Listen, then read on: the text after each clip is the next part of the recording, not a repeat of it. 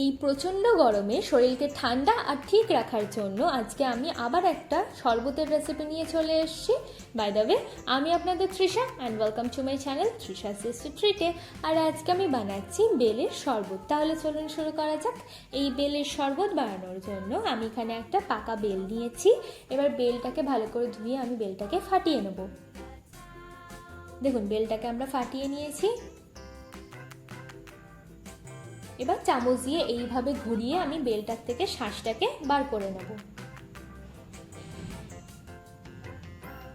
এবার এর মধ্যে আমি পরিমাণ মতো জল দিয়ে দেব, দিয়ে বেলটাকে আমি খুব ভালো করে মেখে নেব।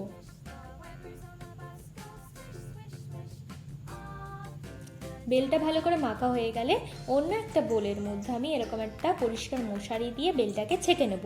আপনাদের কাছে যদি মশারি না থাকে তাহলে আপনারা ছাঁকনি দিয়েও বেলটাকে ছেঁকে নিতে পারেন।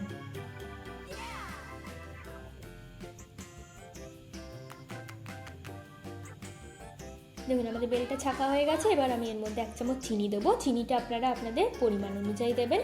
দেবো স্বাদ মতো নুন আর দেবো স্বাদ মতো বিট নুন। এবার ভালো করে মিশিয়ে নিলেই কিন্তু আমাদের বেলের শরবত একদম রেডি। চলুন এবার এটাকে বরফ দিয়ে সার্ভ করা যাক। আমার ভিডিওটি যদি আপনাদের ভালো লেগে থাকে তাহলে প্লিজ একটি লাইক করবেন, প্রচুর প্রচুর শেয়ার করবেন, আর এরকম আরও ভিডিও পেতে আমার চ্যানেলটিকে সাবস্ক্রাইব করবেন। আর এই গরমে সবাই সুস্থ থাকবেন।